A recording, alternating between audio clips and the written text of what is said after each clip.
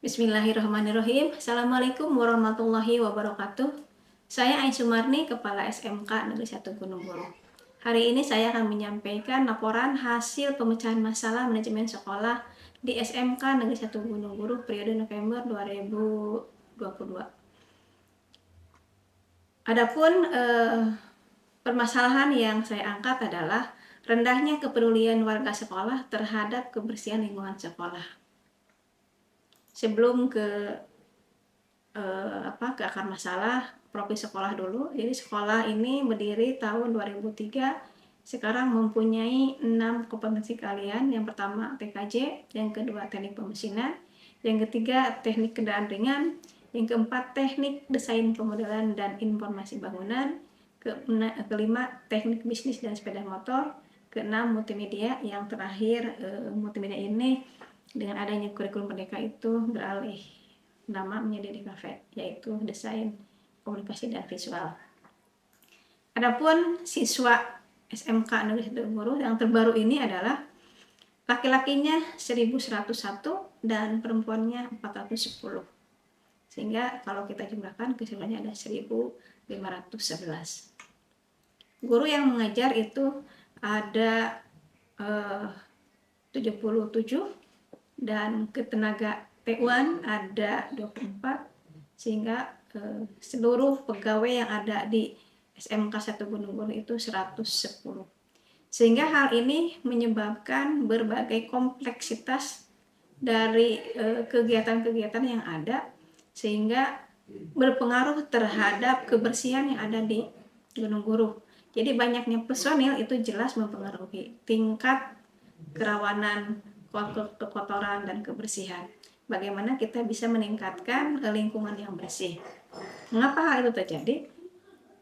Karena saya juga mengacu pada visi sekolah, yaitu ingin mewujudkan sekolah ramah anak yang menghasilkan peserta didik yang berkarakter mulia, cerdas, terampil, dan berwawasan global. Nah, salah satu misi sekolahnya adalah menciptakan lingkungan belajar yang ramah anak. Ramah anak di sini itu terkait dengan bagaimana mereka bisa belajar dengan nyaman, dengan tenang, lingkungan yang bersih, sehingga anak-anak menjadi lebih merasa nyaman untuk belajar di SMK Negeri 1 Gunung Buruh. Mengapa harus begitu? Karena sekolah itu sendiri adalah sebuah lingkungan di mana peserta didik itu mencari ilmu dan pengalaman, sehingga menjadi bekal mereka saat mereka kurang lebih lulus 3 tahun. Agar menjadi tempat yang nyaman dan menyenangkan, maka lingkungan sekolah itu jelas harus bersih. Untuk menciptakan sekolah yang bersih, diperlukan sinergitas yang tinggi antara seluruh warga sekolah. Hal ini mengindikasikan bahwa warga di lingkungan sekolah itu memang terlihat kepeduliannya itu rendah terhadap kebersihan yang ada di lingkungan sekolah. Bagaimana agar meningkat kepedulian warga sekolah terhadap kebersihan lingkungan sekolah, maka penulis menyampaikan beberapa kegiatan. Adapun hasil yang diharapkan adalah meningkatnya kepedulian warga sekolah terhadap kebersihan lingkungan sekolah. Yang pertama yang dilakukan adalah disosialisasikan melalui yang pertama itu rapat umum ke seluruh warga sekolah. Setelah itu ditindaklanjuti aksi nyata di lingkungan sekolah, seperti mengadakan tempat pembuangan sampah dengan 3 kategori tempat sampah. Yang pertama, tempat sampah basah organik, yang kedua tempat sampah kering non-organik, dan yang ketiga adalah tempat sampah B3 berkategorikan berbahaya. Hal ini harus sudah tersedia. Kemudian selain itu, sekolah juga penulis memberikan suatu penghargaan bagi yang taat membuang sampah pada tempat yang sudah disediakan. Sebaliknya, penulis pun memberikan sanksi bagi yang membuang sampah sembarangan dengan membayar denda atau membersihkan tempat-tempat yang terindikasi kotor banyak sampah. Selain itu, dengan berbagai slogan-slogan dalam mensosialisasikan kepedulian terhadap kebersihan lingkungan sekolah, banyak slogan yang dibuat benar-benar yang terpasang di lingkungan sekolah sehingga diingatkan kepada seluruh warga sekolah bahwa kita sekolah ini harus tercipta dengan bersih. Bagaimana bersih? Yaitu tadi salah satunya buang ke tempat sampahnya, buang ke tempat sampah, kemudian memakai peralatan yang tidak mengindikasikan dari bahan-bahan yang lama untuk terurai. Contohnya telepon plastik, itu diharapkan itu anak-anak sudah tidak menggunakan lagi.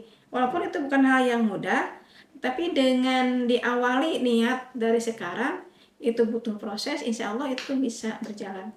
Dan selama ini sudah kita lakukan ketika ada kegiatan rapat-rapat, ulangan-ulangan, maka kita usahakan tempat nasi box itu berasal dari dus yang berbahan kertas, tidak berbahan lagi styrofoam. Karena salah satunya adalah untuk menghindari ke kotornya lingkungan karena sampah-sampah yang tidak bisa diuraikan.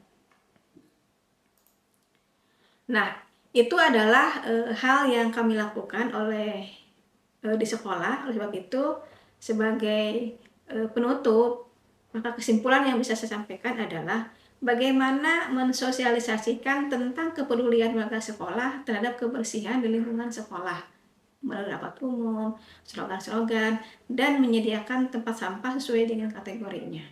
Selain itu juga memberi penghargaan dan sanksi kepada orang-orang atau peserta atau warga sekolah yang membuang sampah dengan tepat atau bahkan tidak membuang sampah pada tempatnya. Yang kedua, meningkatkan kepedulian warga sekolah terhadap kebersihan di lingkungan sekolah. Jadi dengan adanya sosialisasi yang dilakukan penulis, itu insya Allah akan meningkatkan kepedulian warga sekolah terhadap kebersihan di lingkungan sekolah. Kemudian saran, bagaimana agar kepedulian warga sekolah tetap terjaga sehingga menjadi karakter, maka diperlukan sinergitas dan komitmen dari seluruh warga sekolah secara berkesinambungan dan terus-menerus. Yang kedua, secara rutin diadakan lomba kebersihan antar kelas sehingga terbangun budaya bersih di masing-masing kelas. Mengakibatkan kalau ini dilaksanakan secara kontinuitas, maka kebersihan lingkungan sekolah akan tetap terjaga. Itu mungkin yang bisa saya sampaikan. Data pustakanya saya dari link yang sudah bisa diakses di terakhir.